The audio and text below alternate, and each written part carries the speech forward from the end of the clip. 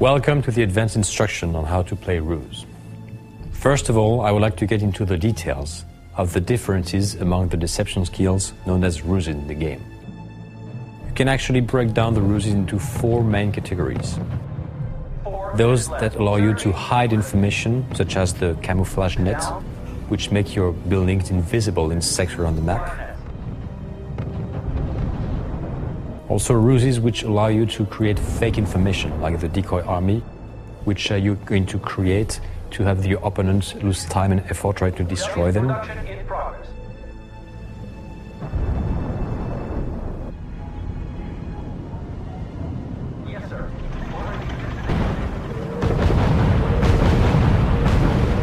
Also ruses which steal information from the enemy, such as the decryption plan, which basically visualize the orders given by the enemy to his units.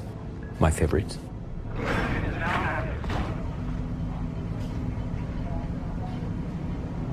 And finally, there are ruses which affect the psychology of units, such as the fanaticism ruse, which makes your units fight to the death. There's no retreat even though they're damaged, so you can really overrun the enemy with this ruse.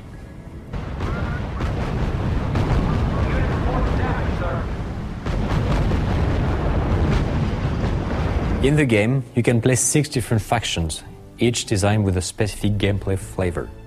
I'm going to ask Alexis, creative director of Ruse, to explain this to me. So Alexis, what is the best adapted gameplay style to me? Well, it depends on what you like and what kind of strategist you are. Each faction has been designed in a different way in order to, I would say, cover the spectrum of all the different strategists that exist. For example, the US Army is a very well-balanced army, meaning that you get a lot of very good units and cheap units.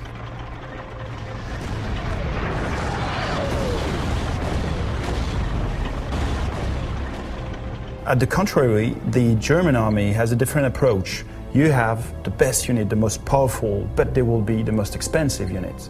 So when you will play the German army, you will have to make a lot of choices because you will not be able to have all the units on the battlefield. So you will have to focus on different kind of unit you want. Another example is, for example, for the Britain army, they have tremendous air power, air superiority, and all the aircraft.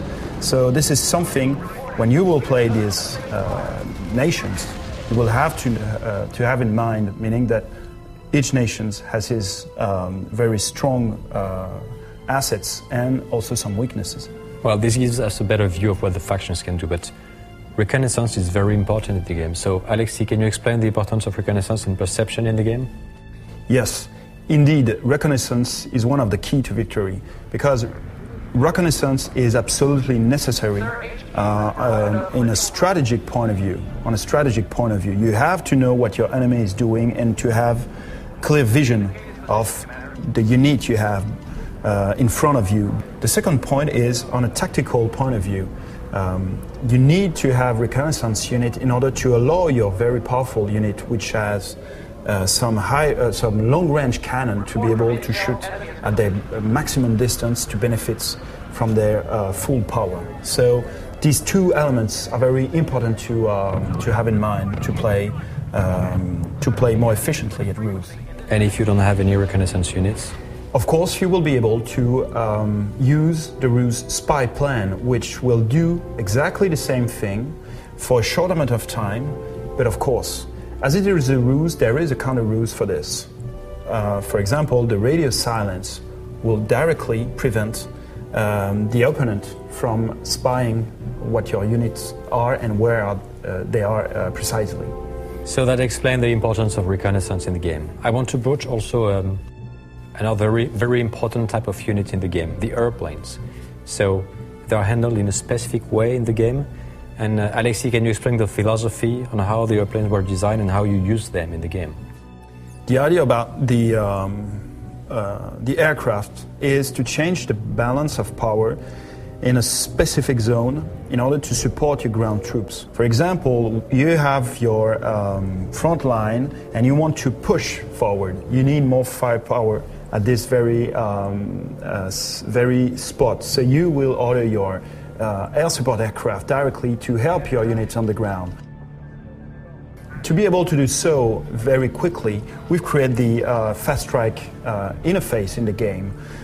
This is a very simple way to directly order fighter bombers, or fighters to directly intervene on the battlefield.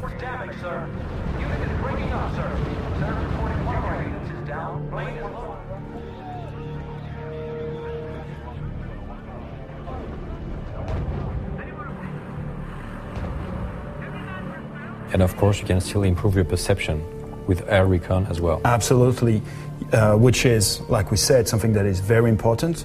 And more of this, you will be able to use airborne troops in order to project your force in a better way. Thank you for these comments. And that's it for today. Thank you for your attention and stay tuned for the veteran instruction coming soon.